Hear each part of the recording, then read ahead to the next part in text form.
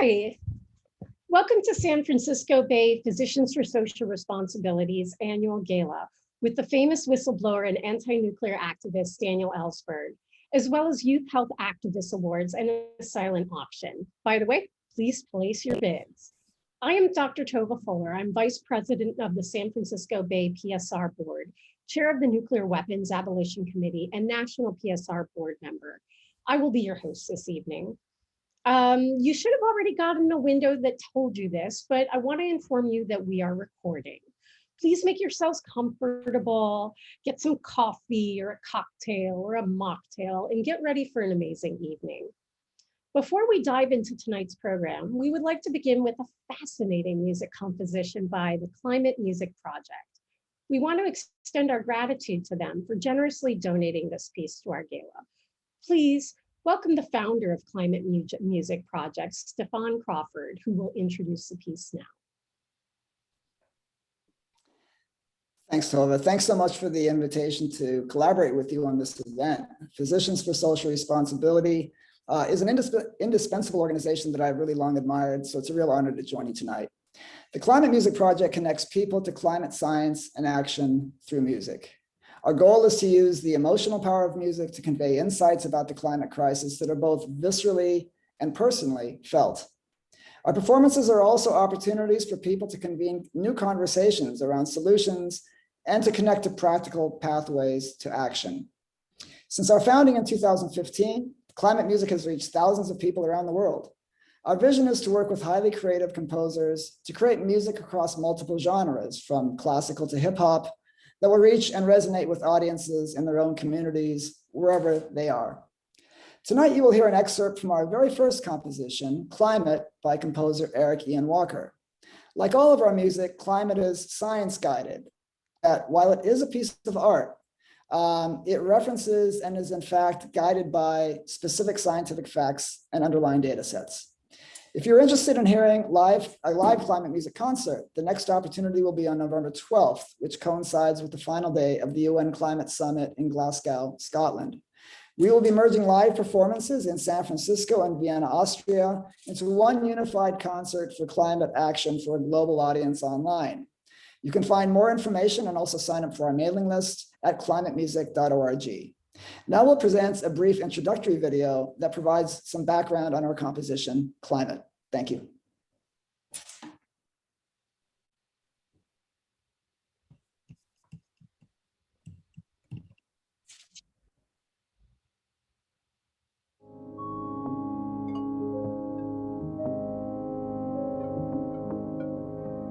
Okay, let's talk about how data is becoming music in this piece. This is an audio waveform. It is a graphic representation of audio when making a digital recording. As changes occur in a piece of music, the waveform will become either more complex or more simple. As you can see, the louder the audio, the larger the waveform, and the quieter the audio, the smaller the waveform. Our science advisors, Andy and Bill, use data sets to create graphs from extremely powerful climate models. These graphs have incredible amounts of information embedded into their minute curves, much like the audio waveforms. To the untrained observer, it's difficult to understand how those data curves relate to the changing climate without someone to translate them. It is this collision of the audio waveforms with the climate data that drives this piece. The translation of the climate graphs, the will of the music coming into direct contact with the inevitable direction of the climate data. One of the first steps in creating this score was determining what the most extreme degree of musical dysfunction would sound like at the end of the piece in the year 2300. We then worked backwards from there as a control point to plot the degree and type of change to the music according to the corresponding climate data. According to the scientific model, we used climate data beginning from the year 1800 up to the current date and projected ahead to the year 2300, with every 25 years equaling 1 minute. We could then set the climate data to tempo, pitch, rhythm, distortion and modulation, level of chaos, and the position of a knob on any music device. The 4 climate variables used in this piece, and their music corollary, are atmospheric CO2, which is tempo, near-surface air temperature, pitch, and harmony, incoming and outgoing long-wave radiation, also known as Earth's energy balance, distortion, modulation, level of chaos, and ocean pH, which is affected by the level of CO2 in the atmosphere. This controls form in the music.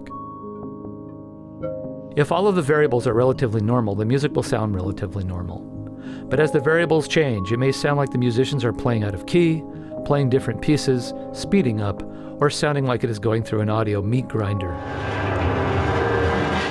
Also, this is a live performance by musicians who, with each performance, make different decisions about how to play their parts. This is analogous to the randomness that naturally occurs in our climate system and was built in to the execution of the piece. So this music is a sonic translation of our climate system, where it was in the past, what is happening to it now, and what the future will bring. And so the piece actually treats the past, runs up to the present, and then we track two of these scenarios going forward. One of them is business as usual. It's this red curve. And that winds up with temperatures in the range of 8 to 9 degrees Celsius, close to about 15 to 20 degrees Fahrenheit by the year 2300.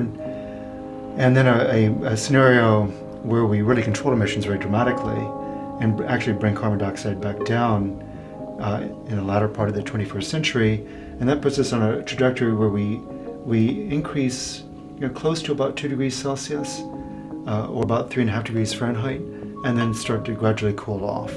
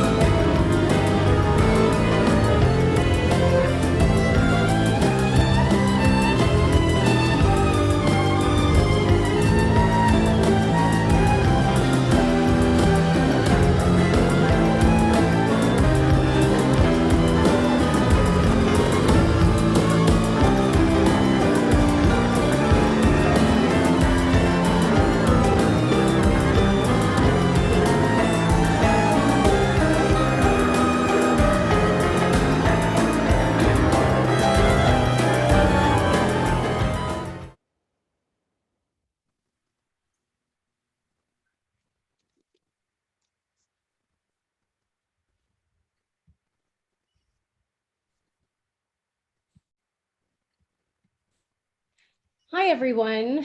Thank you to Stefan. That was amazing. Look at the visuals and music. Everything was absolutely fantastic. Thank you, Climate Music Project. Before we begin the next part of our program, we did want to acknowledge that SF Bay PSR is located on the unceded ancestral homeland of the Ramaytush Ohlone. These people were the original inhabitants of the San Francisco Peninsula. And for those of you who are new to San Francisco Bay Physicians for Social Responsibility, welcome. I'd like to tell you a little bit about our work. SF Bay PSR organizes physicians and other health professionals to defend health and strongly advocate for racial, social, and environmental justice. By combining the power of community activism with the knowledge and credibility of health professionals, we promote public policies that support our intertwined areas of concentration, those being, first, environmental health and the climate crisis. Second, nuclear weapons abolition and diversion of funds away from warfare towards healthcare. Third, social and racial injustices and the health burdens of vulnerable communities. And finally, education of the public and next generation of health professionals. So we have a thrilling lineup for you tonight. We will hear from Daniel Ellsberg, celebrate our Youth Health Activist awardees, and all the while, the silent auction bidding is open. So sail on the bay, dine at Chez Panisse, enjoy the delicious wine, buy some beautiful art, or take a vacation in North Lake Tahoe. These are just some of the items you can bid on. Here are some auction instructions. So look to your right at the bottom, that's your chat window. The auction link is in the chat. To use the chat function, please hover your mouse over the bottom of your screen, click the chat icon, and a column will display with the chat on the right of your screen if it wasn't already there. Please place your bids below the last bid on the sheet, okay? So you'll click on that link, it'll take you to a Google document and put yours at the bottom. If you're not able to add your bid, just wait a second, we're sharing the document. And if you have any questions, please feel free to use the chat to ask. To learn more about SF Bay PSR, you can visit our website at sfbaypsr.org. I expect that will be in the chat shortly. You can like us on Facebook or follow us on Twitter, Instagram, and YouTube. I would suggest you sign up for our monthly, not weekly or daily, alerts and updates, and the link will be in the chat as well. And now it is my great pleasure to introduce Board President of SF Bay PSR, Dr. Bob Gould, who will be in conversation with the most excellent Daniel Ellsberg.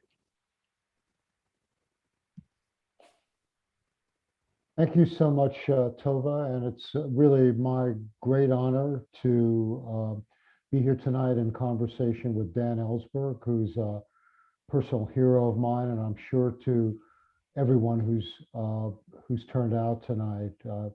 I'd be surprised if people didn't know about Dan's singular act of courage during the time of the Vietnam War, when he became probably our most noted whistleblower for his incredible courage in exposing the secret war in Indochina and all of the effects that it was having, which ultimately led to over 2 million people in Indochina perishing from that conflict. It's extraordinarily privileged to have him with us tonight. And we're posting some things in the chat so you can catch up with some of the latest writings about Dan that were released in the New York Times early this year as part of an oral history project as well. I'd also like to remind people that Dan followed up with the Pentagon Papers with his book Secrets that came out in 2003, which is personal memoir of those experiences that are captured in the chat as well. And I'd also want to point out his extraordinary contribution with his later, or his longer hidden cache of secrets, which is summed up in the Doomsday Machine that came out in 2017 and is an extraordinary chronicle of the dangers that we have faced since the dawn of the nuclear age, how close we've come to the planet blowing up multiple times. And Dan gives an extraordinary history of that he since has supplemented with this year, or earlier in the year, his revelations in the New York Times that he hinted at in his book about how close we came to a conflict with China back in 1958 over the confrontation over Taiwan.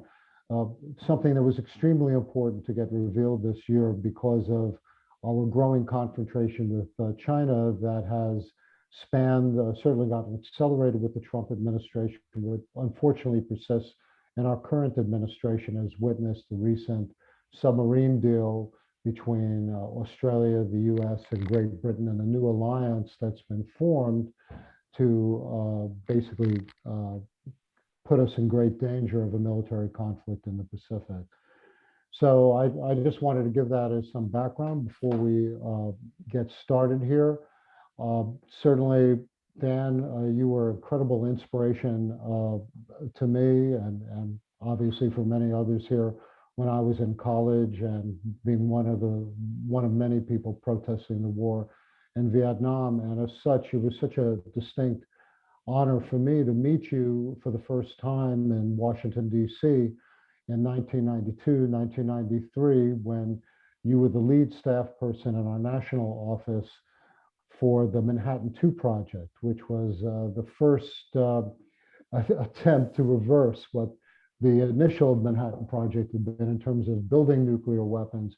How could we, in the wake of the fall of the Soviet Union and all the other developments starting in the late 80s, lead us to a place where we could dismantle the nuclear weapons project through this Manhattan II project. So as a starting point, Dan, I'd be interested in your thoughts about the world that we faced at the fall of the Soviet Union, before when we were promised a peace dividend and all other things that could result from cutting the military budget and nuclear weapons budget that was no longer needed.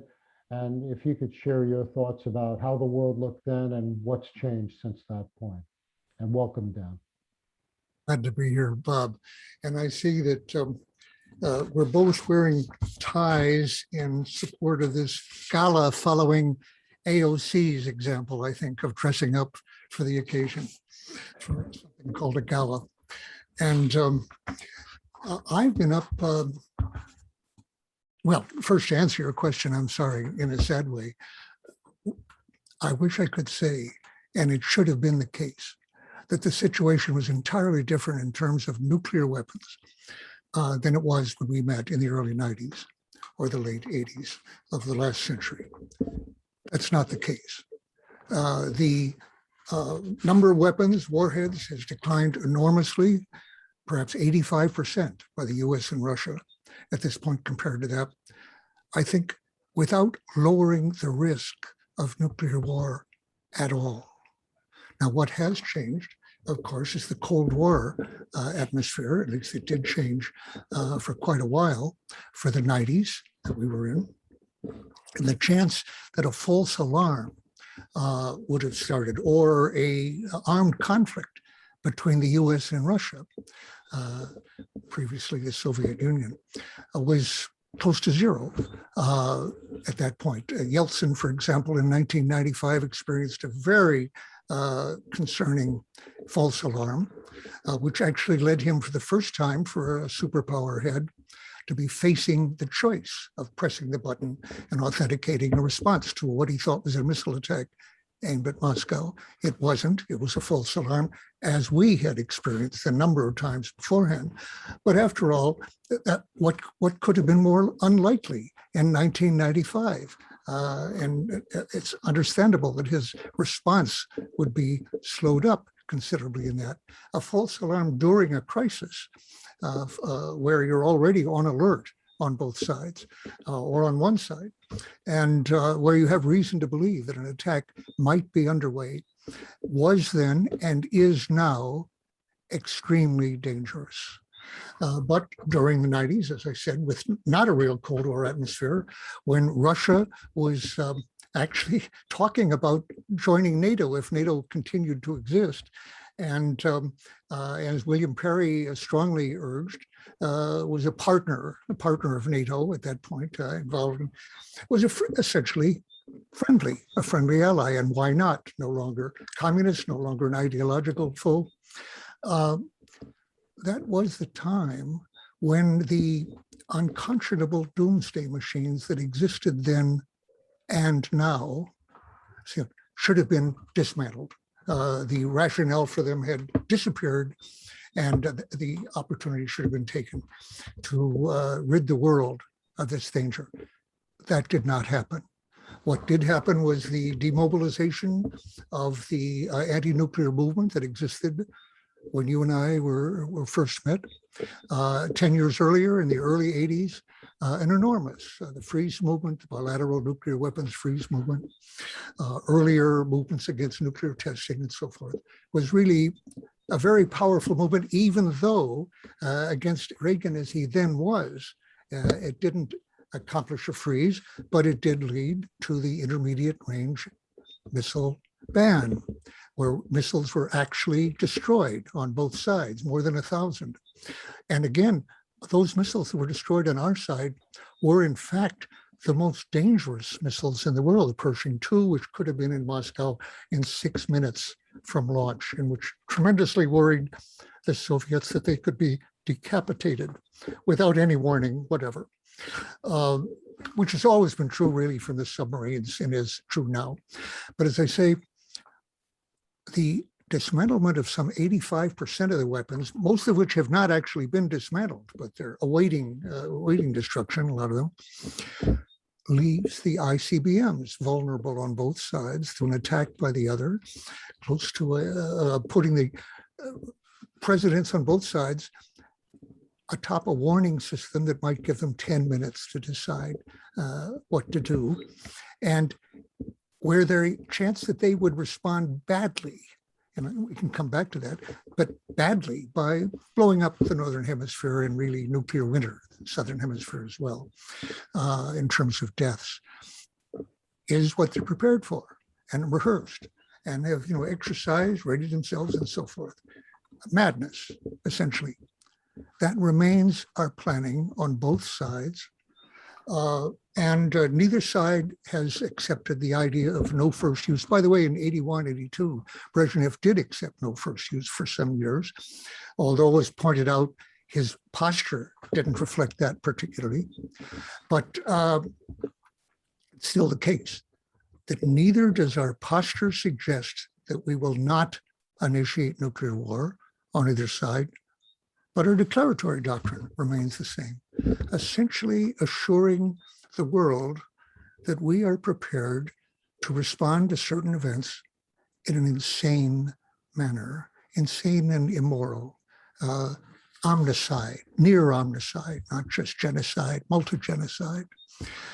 Our alliance system has always been based on an assurance that under some circumstances of attack on our allies, 30 or so allies by now, we would behave like a madman, the madman theory. That's been the basis of our alliance system and our plans since 1950 or so, and remains so.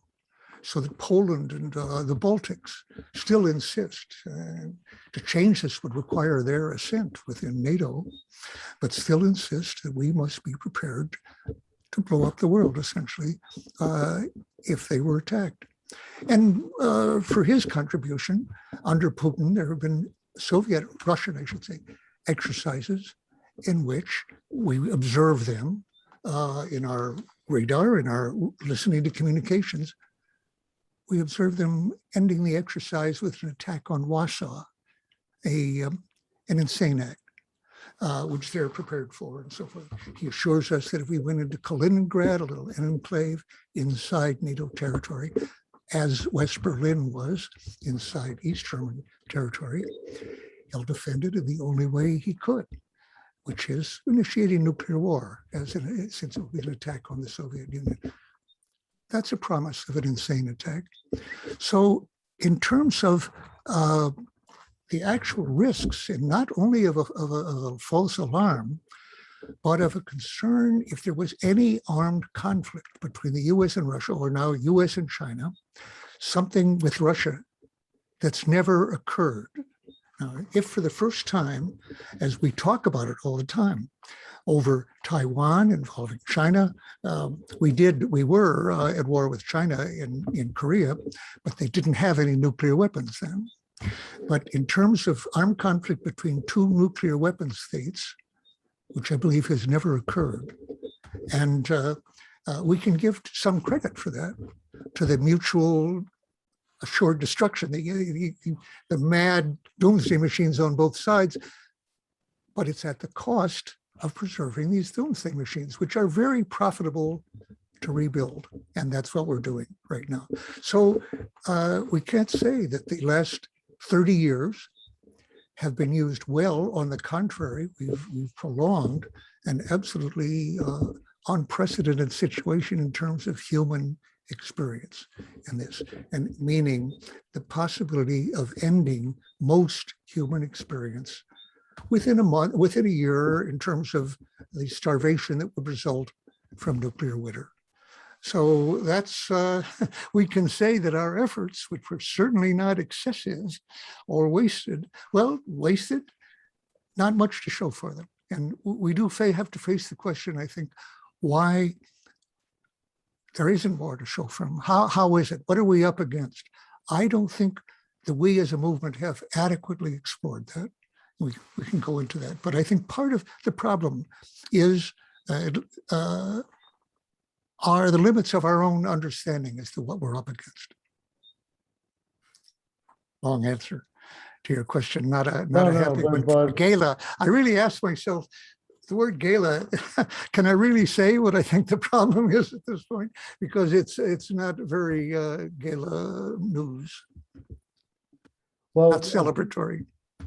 Be interested, we'll come back more on the nuclear issues. I was also interested in exploring with you your thoughts on coming out of your incredible role in exposing government secrecy at the time of the Pentagon Papers, and now just recently with the collapse in Afghanistan, we have another situation that is very much parallel with what happened at the ends of the war in China. Government secrecy then, and certainly with the revelation of the Afghanistan Papers in the Washington Post, so-called Afghanistan Papers, we get another perspective on the continuation of hiding from the American people what our government is doing in our name. So I was wondering what your thoughts were about comparing that time back then and the more recent experiences with the wars on terror. Your experience, I know that you've worked very closely with Edward Snowden and other whistleblowers, and your thoughts about that whole complex of issues as well. Well, when you mentioned the Afghan papers, I always said that if the Pentagon Papers of Afghanistan actually were revealed, and that hasn't happened. The Pentagon Papers in 1971 were high-level decision papers in terms of the decision process in Washington, generally CIA and elsewhere. The Afghan papers are generally mid-level staff appreciations of what was going on. But in terms of the material that they did share in common about the progress of the war, I always predicted that Afghan papers, if we ever saw them, would be the Pentagon, like the Pentagon Papers of 71, with the place names changed. And that is the case. You can read the Afghan papers now, as I have in book form. They just came out. And just in your mind, substitute Saigon for Kabul and so forth. And you're reading the same thing, showing, among other things, that the administration officials lied to us, in this case for 20 years, about what they were doing, what the progress was, what the prospects were. Progress, essentially none, but when they were always describing progress and what a little more would do, always lying to us, and people keeping those lies secret. The people who did see the process fairly clearly, as in Vietnam, actually, not telling us at all, telling us, keeping silent when their superiors absolutely lied. So our free press fell down very badly on that. In a way, I think probably worse than Vietnam. I've never thought of it till this moment, but in Vietnam, where a reporter could just hop a helicopter going out, or a plane of any kind, and see what was going on with his own eyes, with no minder and no embedding or anything. We don't have that now. I think the field reporting on Afghanistan doesn't even compare with what we had on Vietnam. And that's by design. The Pentagon learned lessons. And one of the lessons was keep the reporters out of here. And the English showed that in the Falklands, Malvinas Island. They kept the reporters out. We did this ever since. They do learn lessons, but not in such a way as to keep us from repeating the wars. When you mention, let's take a big jump here. The secrecy involved in the Australian deal now with the British, the Australians and us, is impressive in terms of our ability to keep secrets. No surprise to me, but I've said for 50 years that the idea that everything comes out in the New York Times and there are no really secrets and so forth is just a myth. It's a cover story. They can keep secrets very well. And in this case, from one of their closest allies, as happened in Suez with the British with respect to us. Exactly. And the question has hardly been addressed in the present. We have this something of a diplomatic crisis, and rightly so from the French point of view, I would say. They are enraged because they're saying, we thought we were partners, not just transactional colleagues here for a while, but we were buddies. And how could you do this in secret? Naturally, they were going to be very upset at the shift in contracts, which I presume is mainly a matter of money on their part. The Australians have a good deal of reason for going for the nuclear submarines, if you're going to have submarines rather than the other. But why do it in secret? Just to avoid, to humiliate our ally to the utmost?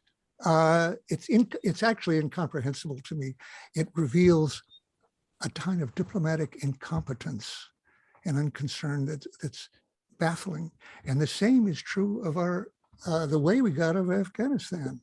The absolute failure to prepare for emergency, fast, last-minute evacuation of the people that we have compromised for 20 years now by working with us, which everybody has known all along was when we got out, we should take these people with us, whether it was 300,000, 600,000, with families, 1 million. What is that? 1 million Vietnamese came to the US after the war over the years. And we benefited by their presence. And the fact that they did that shows not only to me, by the way, I'm totally glad that they're out of the war. I agree with that, totally. It's incomprehensible to me how it was done this way, and how they could be so surprised. It was an immense intelligence failure. If it's true that, as they say, that essentially no one foresaw that this puppet government, corrupt, dope-dealing puppet government with no base of support, was a house of cards, just a cover for our policies, basically, would collapse quickly. I mean, in a day, in a week, rather than 3 months, 6 months. I just was reading Millie here, I'll come to that, where no one foresaw that it would be sooner, that the government we were holding up as an independent government was as hollow as it actually was. Okay, but they did see that as a possibility sometime. Could they have arranged at the last minute, if they didn't want to say it in advance, because that would lead to a collapse right away, you prepare to get people out quickly. You take care of the visas. They had a year and a half after Trump said we were going to get out to prepare for visas for all these people, to get them out, and emergency airlifts to get them out fast. So again, it shows to me a combination of incompetence and unconcern. I have to say, as somebody who strongly supported Biden, and it's more clear than ever that it was essential that Biden replace Trump, and it's essential that Democrats remain in control of Congress when we look at climate issue and democracy, essential. But I have to say, well, let me just sum up where I think we are on that. I did expect, of course, obviously, that he would look a lot better on domestic affairs and climate than Trump. Pretty low bar. He's actually, from every point of view I know, done much better on that than anyone I know expected, including me. And ability to think big here, whether big enough is another matter, but big compared to his colleagues. We didn't foresee that. So he's looking very good on that on the whole, not so much on the immigrants and the border, but generally good. On foreign policy, when I looked at who he appointed, which were Obama people, I didn't expect him to look better than Trump, because Obama people, except for Iran, big exception, weren't any better than Trump's people, or Carter or Clinton, or any of the others on nuclear matters, on foreign policy, and that's turned out to be true. It isn't better, but it is combined, as I say, with this very disquieting degree of incompetence in terms of carrying this out. That's worrisome. So Dan, I mean, in terms of all of this, what do you see are main challenges at this point? I mean, certainly, knowing the PSR family also had great hopes in terms of dealing with particularly the difference in terms of climate change and being able to get the resources for a Green New Deal, all the sorts of transformations that we need. Yet I know that just this coming week, we're having the vote on the various amendments to the National Defense Authorization Act, whereby we're talking about how much above the Trump military budget, how much above the Trump nuclear budget are we going to go, even with this quote unquote Democratic controlled House and Senate. So interested in your thoughts about what the prospects are at this point, and what can we at PSR do to... Okay. All the problems we faced, that PSR faced in the early 80s, wasn't that the resuscitation of PSR with Helen Caldecott and others in IPPNW around that time? Essentially all of them remain. And they're as important as ever before, and in some ways even more urgent. Because when we look around at Ukraine, Syria, in terms of actual possible armed conflict with the Russians, Taiwan, a very crisis-prone area with conflict with the Chinese right now. And that's where I released, as you said, some documents that go back to '58. And I wanted to put those out because I wanted to show military people and responsible, supposedly, civilians like Eisenhower and Dulles, certainly not less responsible and mature than anybody we've seen since, talking about a commitment to, in those days, defend not only Taiwan, but rocks a mile from the Chinese mainland, which remain in outside communist control, Quemoy and Matsu, Quemoy being visible from Amoy a mile away from the port. Protect that then with nuclear weapons. With the expectation then is in this document that I released, still top secret, and you can in a way see why they have refused ever to declassify it. So I put it out because of we're in the same situation now, showing that with an inability to be sure of protecting Taiwan, then Quemoy, without using nuclear weapons, and Taiwan then and now remain, especially now because the Chinese have built up, remains in question, very much in question, whether we could defend that, as Biden has gone out of his way to say he's committed to do, even though it's not recognized as an independent nation. But we're preparing to do it. We're talking about doing it. We're moving toward that. And yet all the war games show that with the Chinese buildup over the last 20 years, we can far from being able to say we can defend that or win a confrontation without using nuclear weapons. And with our current posture, I can guarantee that nuclear weapons will be in discussion. And nuclear weapons against China, well, let me go back to 1958.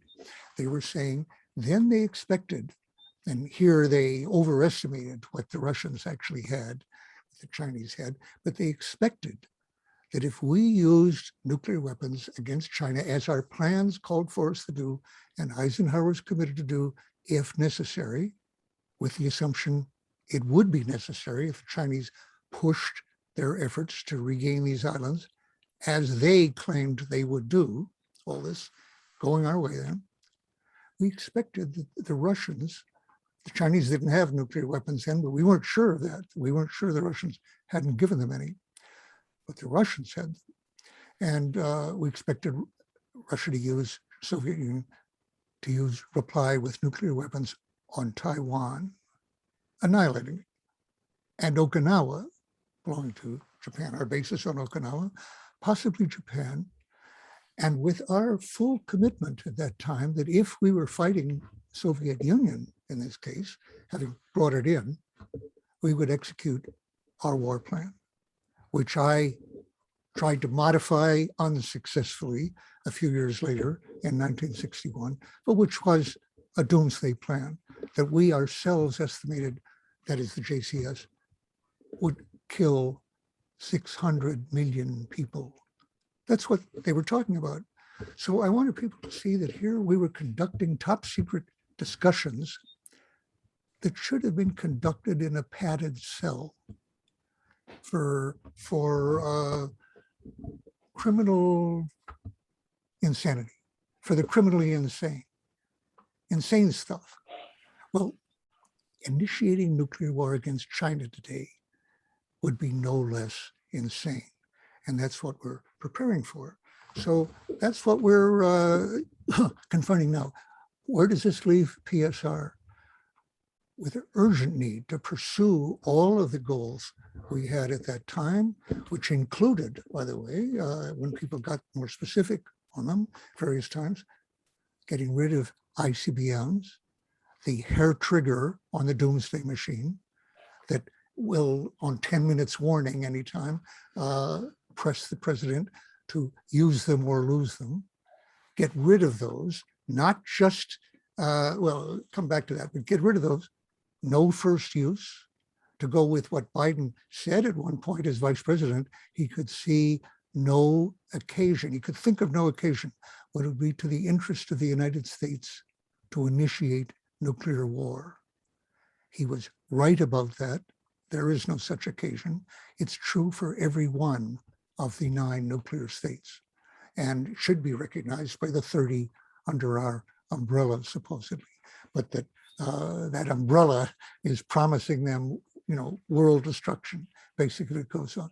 So yes, there should be no first use, exactly, and tremendous, then enormous decreases, another 90%. Go into that, but enormous decreases in the in our own stockpile, threatening the Soviet Union and keeping them on alert. So what we've seen is a 70-year bipartisan agreement. I don't know if there's, I think McGovern is the only presidential candidate I can remember who proposed a decrease in the defense budget. If there was another one, please remind me. He lost, of course, every state except Massachusetts and DC. So people haven't wanted to imitate that. They've talked, Bernie Sanders has talked about 10% decrease. Good, 70 billion, that's something. Barbara Lee talks about cutting it in half, saving 350 billion. But apart, that's in the right ballpark. But instead of right now, in fact, PSR and others, American Arms Control Association, so on, are backing a proposal by Ro Khanna, Progressive Caucus, and Garamendi to eliminate funds for the successor to the Minuteman ICBMs, the ground-based strategic deterrent. Eliminate those funds and build up, that is, modernize the Minuteman for at least another 30 years. I have to say, that's what Herb Cain used to say, unclear on the concept. if you're going to keep the Minuteman, you might as well have the GBSD. This is not a matter of saving money. It would be worth the money currently scheduled for the ground-based chart, the new ICBM, to use that to dismantle the Minuteman, or to use them just to transition to a different line of work. As in climate, there are whole industries here we need to put out of business for the safety of the US. People building missiles and people producing and exploring, putting out fossil fuels. Well, the opposition to that can be named, and they're very powerful, and they're winning, and they pretty much own Congress now still. And yet, if I may say, I think one thing we've neglected to do, including me, for the last 30, 50 years, is to identify the people who are really opposing, who want to keep the status quo. If you look behind me, I've got a library of books here on arms control and nuclear strategy. There were 2 or 3 by William Hartung, very good on this subject still, on the military-industrial complex. Except for those, look in the index of all these books on nuclear war and arms control, for the words in the index: Boeing, Raytheon, General Dynamics, Northrop Grumman, or Lockheed. They're just not there, even though they supply the officials in our Defense Department. Austin right now from the board of Raytheon, replacing, guy in between, but replacing Esper, 30-year lobbyist for Raytheon. And so it goes. Others from Boeing. We have to, I think, recognize that the military-industrial complex, not just the military, not just the officials we deal with, of which I was one in the Pentagon, but the people who buy Congress and appropriate the money, basically. Just as in dealing with climate, which is on our menu also here, you've got to say the word Exxon, which people seem oddly reluctant to take on. So that's part of what I think we have to recognize, that there are powerful forces that want to keep the status quo of threat and damage limitation, which is a hoax, first strike, decapitation, all these things. And they've won so far. They've succeeded, and they shouldn't. They shouldn't. Yeah. But that's our task. Well, thank you, Dan, because I think, and I know there are people on the call today, like Jackie Kabasa, that we're working with, and trying to develop strong, intersectional movements to be able to counter this in terms of what the Poor People's Campaign represents, in terms of building coalitions beyond what we've done historically. So I would agree with you that these are our major challenges. Dan, we're going to have to wrap and transition to the rest of the gala, but I really want to thank you so much for being here and sharing your wisdom. And just like every year when we have our rallies at Livermore, you're such an inspiration to us in bringing this knowledge and wisdom and just the courage that you bring to what we need to do to really transform our planet. So just want to really thank you for being here tonight. Give our best and love to Patricia as well, and just thank you. So I'm going to hand the MC piece back to Tova and to continue with our gala. So thank you, Dan.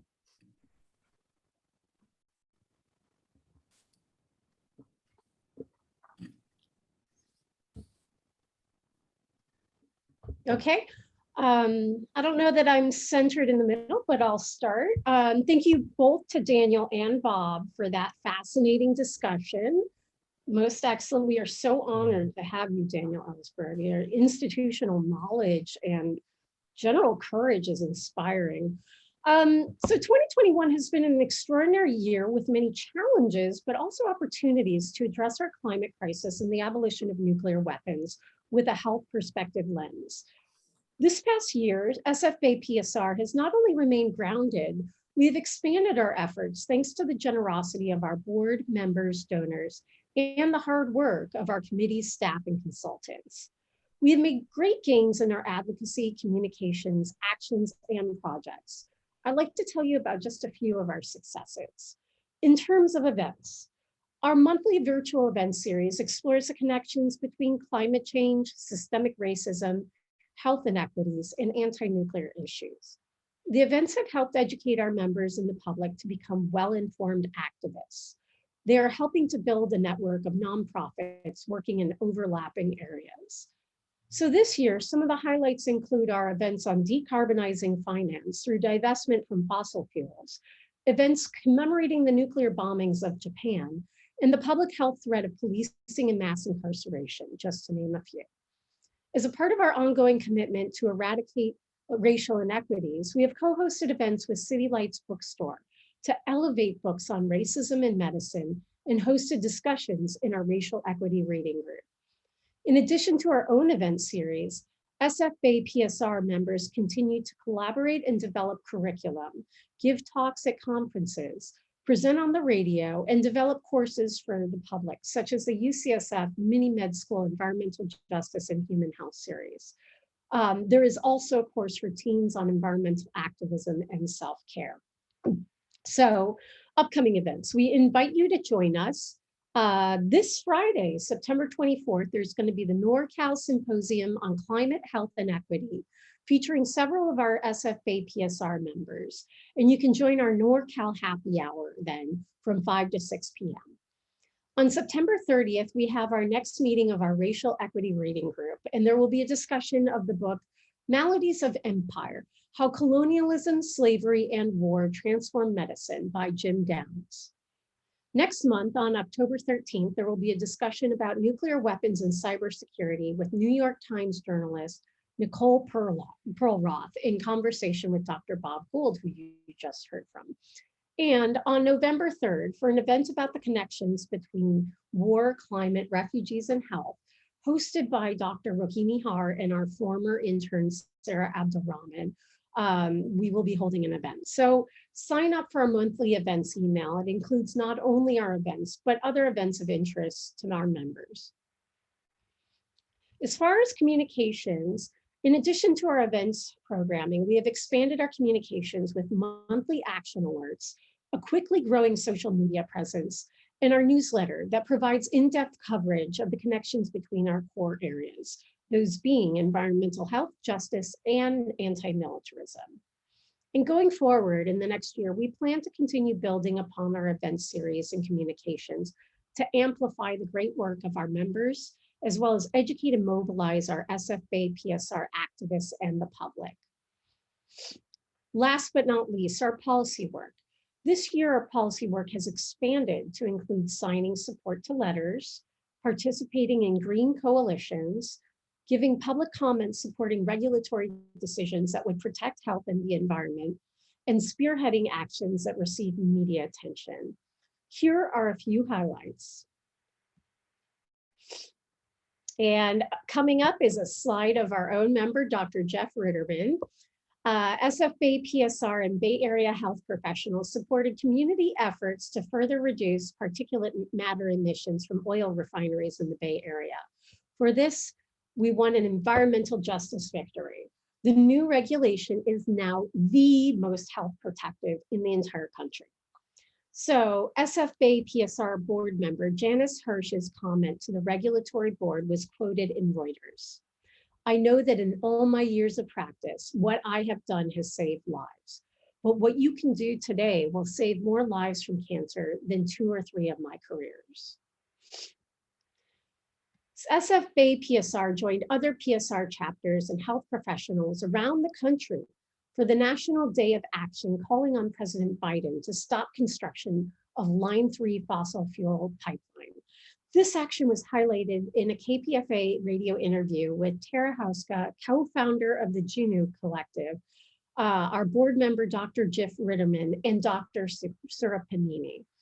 We're going to be putting, if not already there, a link in the chat for our letter to President Biden to stop Line 3. So please take a moment, only take a second. If you could sign our letter, we would be greatly appreciative. In August, SFBA PSR board members, Dr. Aude Bognon and Marjane Moini, joined environmental justice groups to protest in front of the Cal EPA building in downtown Sacramento. They spoke out to demand the agencies to follow science and protect the vulnerable health communities, including San Francisco's Bayview Hunters Point. This was part of SFBA PSR's ongoing community advocacy work that supports that Bayview Hunters Point community, their advocates, and the West Oakland Environmental Indicator Project, as well as other groups. So currently, SFBA PSR, oh, there's Aude, who I just mentioned. Currently, SFBA PSR and PSRLA are actively engaged with the California Air Resource Board to advocate for climate solutions that advance the interests of environmental justice communities. The letter has been signed by dozens of California health and environmental justice organizations. Another link, we're putting the link in the chat, the California Air Resource Board. We have a letter too, and if you could also sign that, that would be wonderful. Okay. So I am the chair of the Nuclear Weapons Abolition Committee, so I apologize if I wax on a little too long. I feel strongly about this. In addition to our California policy work, our chapter also advocates for nuclear weapons abolition and military budget reductions alongside PSR National, particularly on the federal and global levels, including formal letters to Presidents Biden and Putin, asking them to reduce the threat of nuclear war.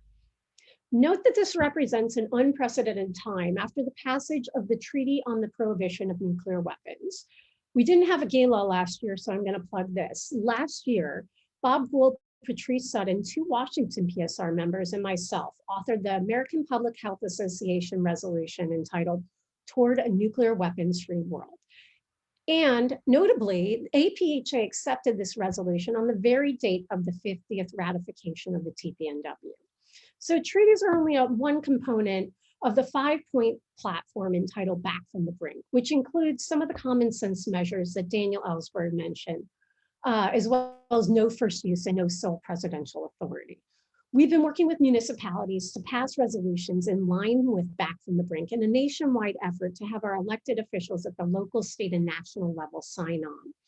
We are working on innovative and up-and-coming national work, applying to our local communities. This is right off the press, to prioritize healthcare and deprioritize military spending. So just one plug. I know a lot of your environmental health and climate change activists, we need you to. Anyone new to our organization, we need you. It's intimidating to think about nuclear weapons. There's so much history that you want to know before you open your mouth, but you don't have to be a wonk. So I'm gonna give you your elevator speech. It's 4 points, okay? Vaccinating half the adult population of the world's lowest income countries in 2021 will cost $9.3 billion. Biden's budget request for the 2022 fiscal year is 5 times that. Third point, the cost of not vaccinating is expected to be in the trillions. And the fourth point, nuclear weapons modernization over the next 30 years will cost us $1 trillion. So we have a bunch of money that we can spend on stuff. So I have fuel for you climate change activists, no pun intended. If you are interested, please read Dr. Bob Gould's recent newsletter feature. It's entitled Linking Our Movements Against Global Warming and Militarism. Another exciting SFBA PSR project is a focus on advancing the electrification of buildings. With support from National PSR and the Energy Foundation, we're building a local network of nonprofits and creating presentations to support a just transition to building electrification that keeps the health and needs of underserved communities front and center. Our new intern, Alma Hernandez, has been leading the charge. Please keep your eyes out for our upcoming presentation and read more at our electrification webpage, which is already in the chat. As we look towards 2022, we are planning more events, larger audiences, more actions, and more amplification of our environmental health and nuclear weapons abolition committee's impactful work. Together, we will fight for policies that protect the health and the environment, move us towards green energy and a just transition to a green economy and a world free of nuclear weapons. We want to continue to educate ourselves and our members to become well-informed activists and continue our commitment to building relationships with frontline organizations and supporting their community-driven work. To do all this, we need your help. Please place your bids, make a donation, sign up for our newsletter, and in general, stay informed. So I'm going to pass the mic over to Dr. Rohini Har. Thank you, Tova. As you know, tonight is about celebrating the SF-Bay PSR community and all the great work we have done over the past year. And it is also about making sure we can continue that work. So thank you for buying tickets, making donations, and bidding on auction items. And there's still time to place bids and make donations. The link is in the chat again.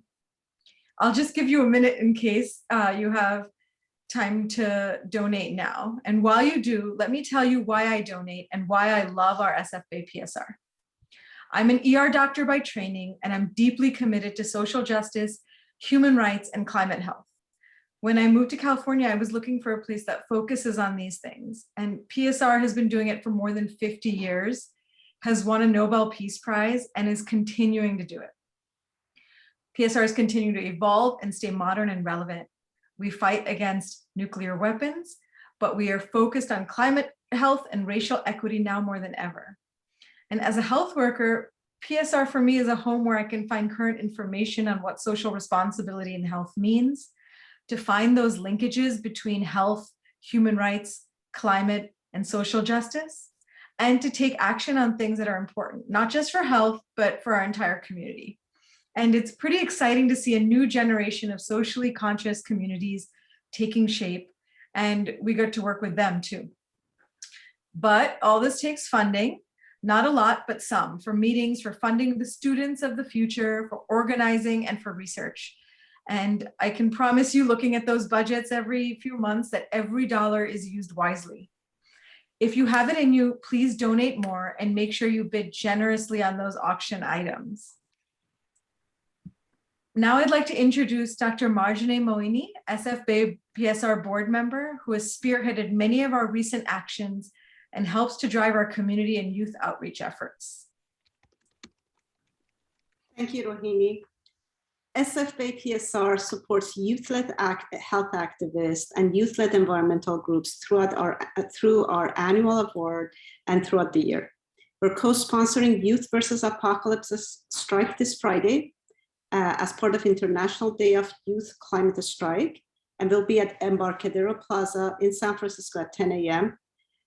On Friday afternoon, we will be at the NorCal Symposium on Climate, Health, and Equity. I'm sure Jonathan or somebody will put the link in the chat. Yes, way ahead of me. And we are inviting everybody to register and also join us during the happy hour. This year, we're honoring 3 medical students for their outstanding efforts in anti-racism in medicine, environmental justice, and climate health. Our awardees will receive an award certificate and a $250 each. It's an honor to present our Youth Health Activist 2021 awardee. Anybody's doing drumming or anything? No? Our first awardee, Oud Banyan, PhD, is a neuroscientist, a medical student, and is on the board of SF-Bay PSR. She's a council member of UCSF Center for Community Engagement, Anchor Initiative. She's active in White Coats for Black Lives and is the founding member of the Repair Project, an initiative aimed at addressing anti-Black racism in medicine and science. She's the daughter of immigrants and is passionate about global health equity and environmental justice.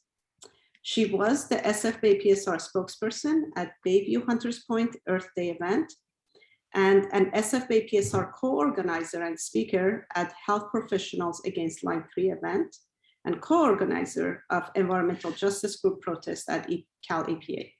Most importantly, Oud is deeply caring environmentalist who cares about pretty much everybody and everything. Now, Oud will say a few words. Thank you so much, Marjane. We love you, Oud. I love you too. It's like such an honor to be a part of this group and to be here tonight. And just so just so grateful to this community that's really sort of been a home for me over this past year as I've grown into an activist and physician that seeks to do everything within my power to really be true to my core morals. And yeah, to that end, I just really want to thank my mom who's here in the audience today. She's probably the person that's influenced my life the most and shaped both my mind and heart and everything about who I am today. So I wouldn't be here without her and everything she's done for me. And just really want to thank her. Just have my memo. And thank you so much, PSI. It's really an honor to learn from all of you and to be grounded in your history around this work and your wisdom and to carry the values into the future. Thank you.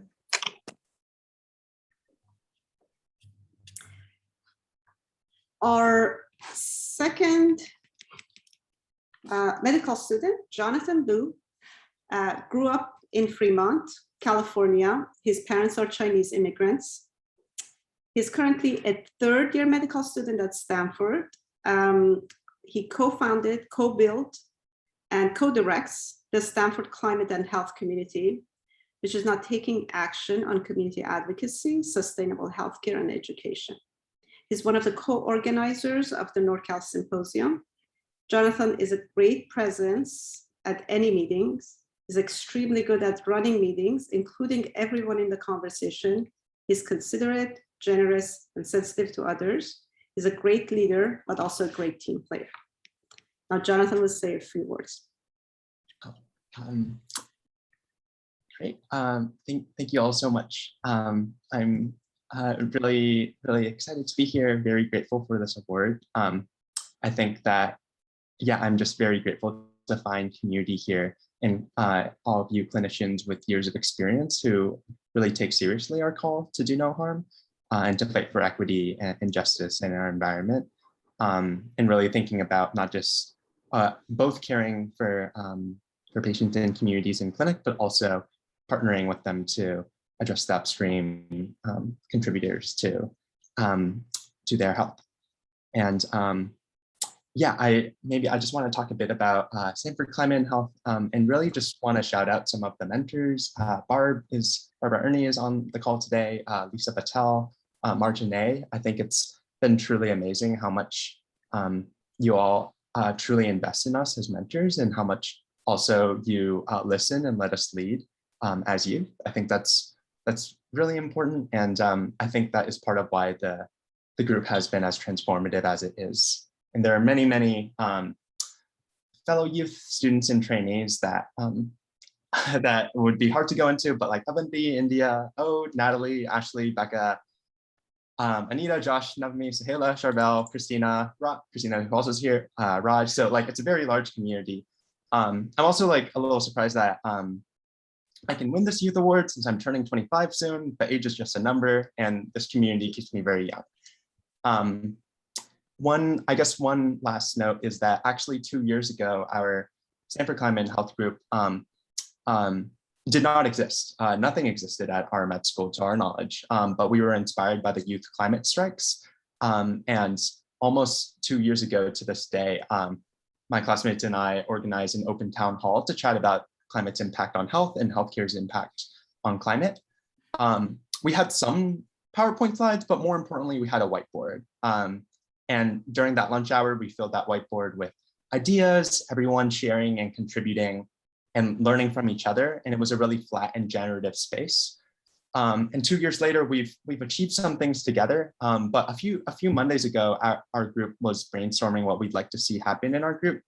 And at first, for the coming year. And at first, my answer was something about hitting net zero emissions like next year and getting to climate resilience and health equity built in like through all the processes. But now I'm realizing maybe even more importantly than that is continuing to build a community that makes these flat and creative and collaborative spaces, working toward a world where it's not just me or not just like my mentors, but all communities and people, and especially those impacted by systemic and historical oppression, have this chance to have those whiteboard sessions and work toward where we're all at the table, making the decisions together about building the world where we can all thrive. So thank you all so much for this word, and I really appreciate it. Last but not least, Christina, Christina Chen is a third-year medical student. She's in MD-MS program through UCSF UC Berkeley joint program. She's the Global Health Sub-Chair at Medical Student for Sustainable Future. She's the co-founder of Health Students for Climate Action at the UC Berkeley School of Public Health. She co-organized a presentation on the health effects of climate change at Berkeley High. She's very passionate about climate anxiety, and for her master thesis is working directly with youth climate activists. She's currently working on a resilience campaign to prepare local communities for the wildfire season, and is co-organizer of the virtual North Cal Symposium on Climate Health Equity, which is taking place again this Friday. I'm sure somebody will put that link again in the chat. Way ahead of me, thank you guys. Now Christina will say a few words. Thank you so much, Dr. Moini, and hello, everyone. My name is Christina Chen, and I am a third-year medical student and graduate student at the UCSF UC Berkeley Joint Medical Program. And I just really want to thank PSR Bay Area for the honor of this Youth Health Activist Award and for allowing me to be here with so many incredible health professionals and trainees committed to fighting for social justice and protecting human life from the greatest threats to our health, including climate change. So I just wanted to say that before I was interested in medicine, I was actually wanted to do something in the environmental field because as a 1.5 generation immigrant from Beijing, China, I saw the health impacts of air pollution on my community. And also I was worried about the future of our planet as a young person living in the 21st century. But through talking to professors and mentors, I've really found that because climate change is a public health emergency, health professionals have such an important role to play in addressing it. And so over the past 2.5 years in medical school, I've had the tremendous opportunity to work with many health professionals who are passionate about climate justice. For example, Dr. Sarah Shear, who was the co-founder of the Medical Students for Sustainable Future, was the person who led me to this work. My classmates Tommaso Buffone and Raj Fadadu, we co-founded the Health Students for Climate Action together. And also all of the entire team of students and physicians who are part of the NorCal Symposium for Climate Health and Equity, which is taking place this Friday. I'm really excited about it. I'm so happy to be here with some of you, but not all of you, but all of you have been so incredible to work with. And also finally, through my master's program, I've had the opportunity to interview youth climate justice activists and explore the relationship between youth mental health and climate change activism. And I've been so inspired and motivated by the youth activists that I've talked to who are not only dealing with the difficulties of growing up in a world threatened by climate change, but is able to turn their fear, grief, and anger into a force for change. And as someone who would like to go into child and adolescent psychiatry, I really hope to continue doing this work of supporting young people in working through their emotions about climate change and turning them into a force for change. And I will also like to continue using the privileged position I have as someone within the medical field to challenge our institutions to do better and to pass the mic to communities who are the most impacted by climate change. And also just to advocate and continue to show up so that we have the best chance of a livable future. I also want to thank Dr. Marjane Moini, who has given me so much guidance and support in the past year. All of my teachers and classmates who have inspired me to be the best physician and activist that I can be.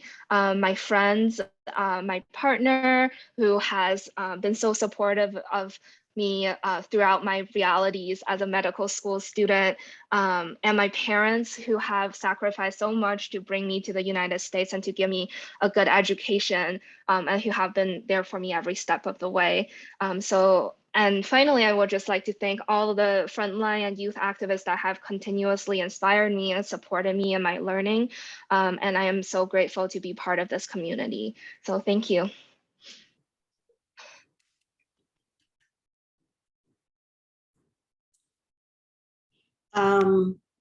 So please join me for a big round of applause and appreciation for our upcoming leaders.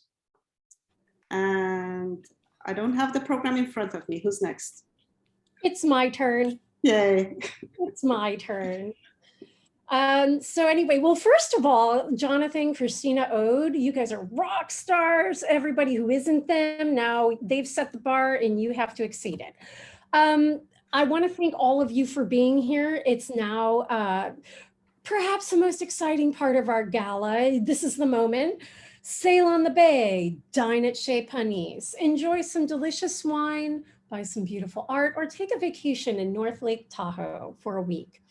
Now, while you are placing your last bids, I will announce the early bird ticket buyer who won a signed copy of Daniel Ellsberg's book that was mentioned previously, which you saw when Bob put it up, The Doomsday Machine.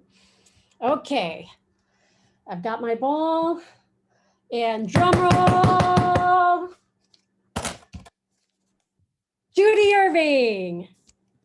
So, I want Judy, if you don't mind, please send your mailing address to Tara, and it's in the chat right now. Tara, it's sfbaypsr.org. Okay, and at this point, you have 10 more seconds to place your final bids on the auction items. Starting now. 10, 9, 8, 7, 6, 5, 4, 3, 2. Okay, cut off the bidding. Oh, this is exciting. I can't wait. So we have our computers working in the background, tabulating scores. And our winners are, for the wooden carving depicting a woman's head, Dr. Rohini Har won this piece. The sailboat outing number 1 is won by Shalene Stein, and sailboat outing 2 was Gina Solomon. The exclusive dining at Chez Panisse is Barbara Ernie, and the case of wine is Amy Loss. So a million thanks to all of you who generously bid on the auction items, and congratulations to our winners. There's one more winner, Tova. Lake Tahoe. Oh, it's not on my list.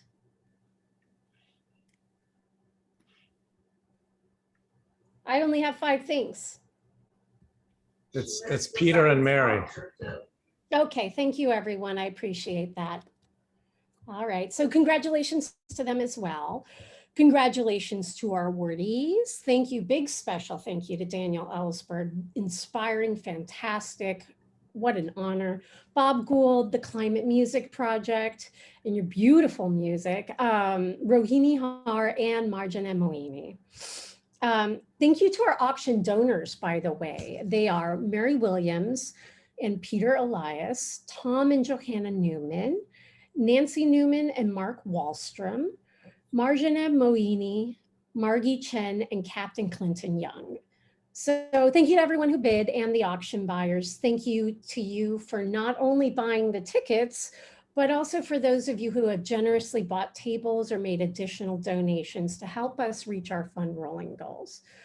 And many thanks to the major donors for this gala. Those are Robert Gould and Patrice Sutton, Janice Kirsch and Ivan Lieberberg, Dr. Rohini and Jacob Har, Sarah Jansen and Sean Avent, Thomas and Johanna Newman, Jeffrey Ritterman and Viv Fire, Mary Williams and Peter Elias. And I'm very sorry to anyone's names that I have mispronounced. And some more thanks. Of course, thank you to our gala committee, who is Mary Williams, Jeff Ritterman, Tara Weeks, and Julie Lindo. Our interns, Jasmine Campos, Alma Hernandez, and Daisy Valdivieso.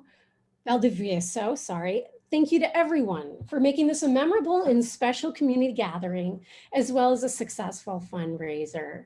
I hope you will continue to join us in the future for our events, as you have joined us this evening, and continue to contribute to our work to defend health and demand justice. We look forward to sharing our work with you in the future, and please enjoy the rest of your night.